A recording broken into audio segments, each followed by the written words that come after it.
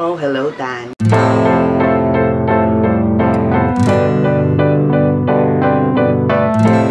What's up, you guys? Today, we're gonna do a video na medyo DIY-ish na rin at the same time, but all about beauty. As you know, this channel is more on that and more on uncomplicated beauty ang ginagawa natin in this channel. Anyway, today, we're gonna do the simplest way para i-avoid ang pangingitim ng singit at the same time, paano pumuti ang singit. So, this is the simplest way, you guys.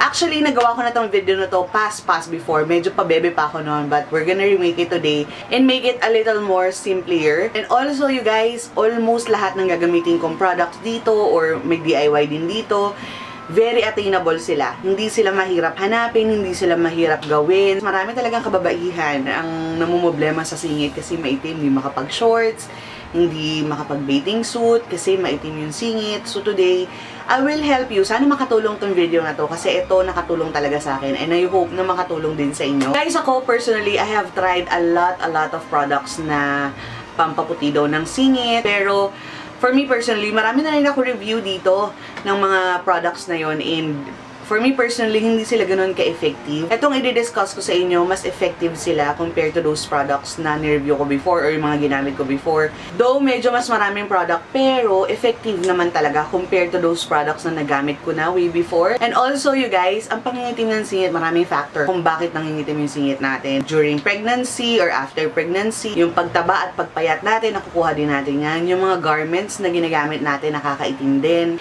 And yung friction, yun ang basically talaga nakakaitim. At saka yung mga pimple. I have simple 4 steps for you guys. Mukha siyang marami, pero as you get used to it, parang regular regimen yun na rin siya.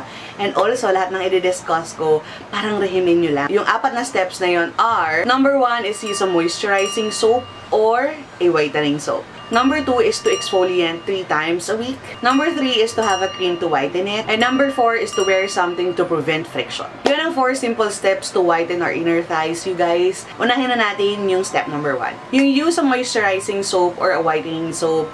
Eto guys, regular na natin ginagawa to. Diba? Pag naghugas tayo, of course, we're gonna use a soap. Dalawang klase ang pwede nyo gamitin. The number 1 is a moisturizing soap and number 2 is a whitening soap. Sa moisturizing soap, mas marirecommend ko to dun sa mga taong nagpe-prevent lang or ayaw magkaroon ng maitim na singit.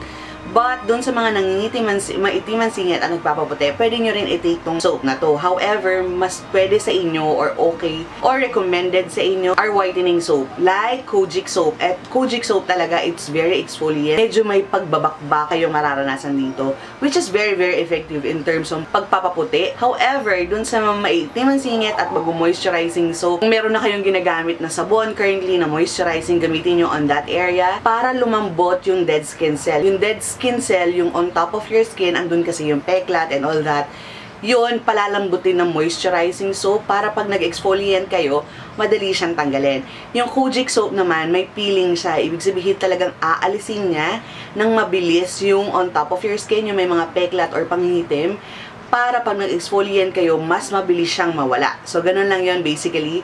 If you want to have, kung mas secure kayo to use a moisturizing soap, use a moisturizing soap o yung soap na ginagamit nyo na ngayon kung moisturizing yan, yan na lang.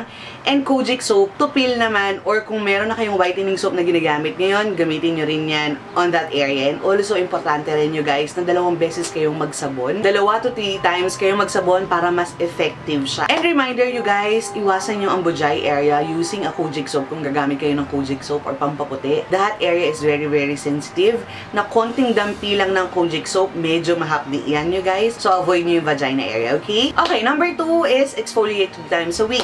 Importante rin to you guys sa pangingitim kasi siya yung mag-rub off ng minoisturize ng moisturizing soap and yung peel na ginagawa ng Kojic soap, kung alin doon ang gagamitin nyo ha. Yung exfoliant, siya yung mag-rub off ng mga yun, yung mga dead na inalis na nung soap na yon. Yun ang aalisin ng exfoliating. Exfoliating is very important. And then, sa mga mag-moisturizing soap, I suggest you guys na use more intense exfoliating scrub. Like, for example, yung St. Ives, yan, mga intense scrub talaga yan. You can use that kung gagamit kayo ng moisturizing soap. However, doon naman sa gagamit ng mga Kojic soap or any whitening soap, intense whitening soap, you can use a softer exfoliating scrub. Ito yung mga tipo na maliliit lang yung beads, hindi ganun kasakit pag ginamit kasi syempre pag nagkukujik soap ka, nagpipil, and medyo magiging mas sensitive yan kasi inaalis niyo yung balat. So, pag gumamit kayo ng mas intense na scrub or malalaking scrub, masakit at saka namamumula yan ng sobra. While yung maliliit naman, talagang gently siya na nag-aalis ng dead skin cells. So, I suggest sa mga magkukujik soap, softer scrub lang ang gamitin nyo. Ako, dahil papalit-palit ako ng soap, you guys, talagang iba-iba yung ginagamit ko. Every time na gumagamit ako moisturizing na liquid soap, nilalagyan ko siya ng sugar. Mas marami syempre yung sugar compared to dun sa liquid soap nyo. Like, for example, like, Olay liquid soap, ito, katulad nito, double the amount dapat yung scrub or yung sugar na ilalagay nyo para hindi siya ganun makabilis matunaw. However, dun sa mga nagkukojik soap, I suggest na mag-iodized salt kayo. Same thing, doble ng amount ng liquid soap nyo yung amount ng iodized salt na ilalagay nyo. And then, i-scrub nyo dun sa affected area. Dun sa affected area, kasi nagbabalat na siya, the small granules of the salt will take off yung pinagbalatan ng soap. Again, you guys, reminder sa scrub, avoid the vagina area. That is very, very sensitive. Pag nalagyan nyo ng beads yan, masakit.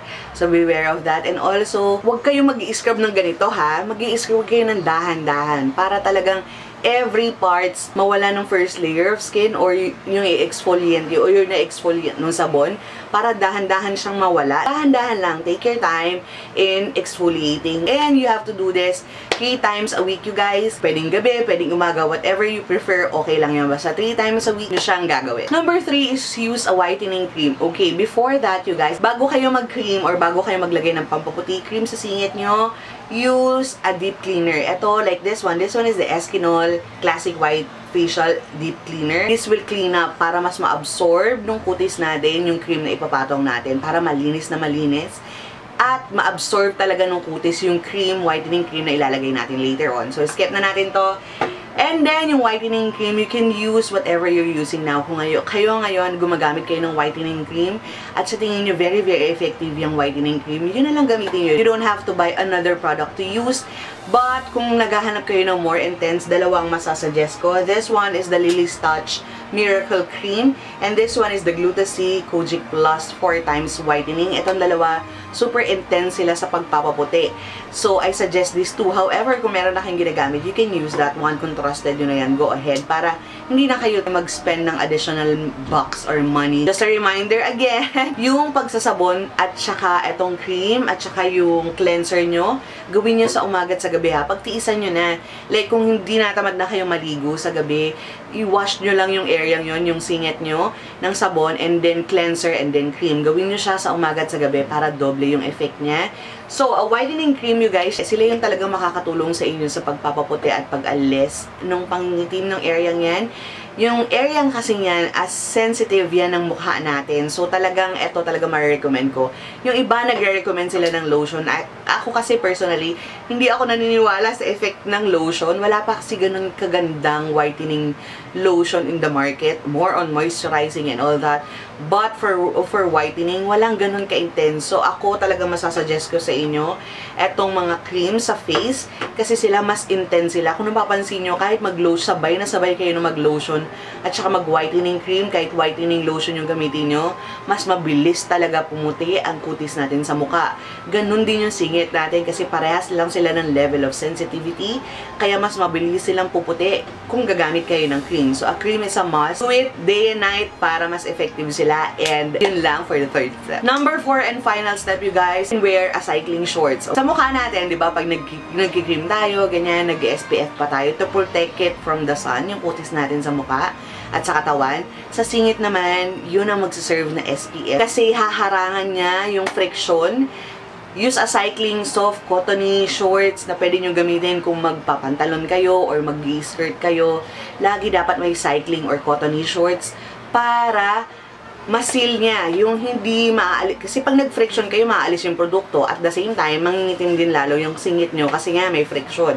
So, pag nilagyan nyo siya ng cycling shorts, automatically walang friction kasi yung tela to tela ang magsasanggaan sa kanila. At the same time, isisil niya rin yung product or yung cream na nilagay nyo. So, a cycling shorts or a cottony shorts will do to help you na hindi magkaroon ng friction at the same time, hindi maalis yung produkto na ginamit nyo. Shorts, you guys, especially sa mga nag-i-skirt At saka sa mga nagpapantalon, kasi yung pantalon, oh my gosh, sobrang friction yan from skin. Yung pantalon nyo to skin. Lalo na yung mga jeans talaga, yung maong talaga na intense na maong yan. O diba you guys, sobrang dali lang ng steps na to. You can absolutely do it at home. And that's it for this video. And kung may mga questions pa kayo, hindi ako na-top on this video, go comment sa comment bars. I will answer them all for you. And kung may mga suggestion kayo on what video to do next, comment din kayo sa baba. And yeah guys, that's it for this video. I hope you guys enjoy watching it. Thank you very much guys for watching. Do not forget to be happy all the time and have a great day. Bye guys! What's up? If you want to see my latest video guys, eto yan, click nyo lang yan. And kung hindi ka pa nagsusubscribe at bago ka sa channel na to, hit nyo yung pagmumukha ko dyan sa baba. All of my social medias will be down here. So go ahead and check me out there. And I would like to say hi to Miss Baby Crab. Hello Miss Baby Crab, thank you for watching. I love you. And I'll see you guys soon. Bye!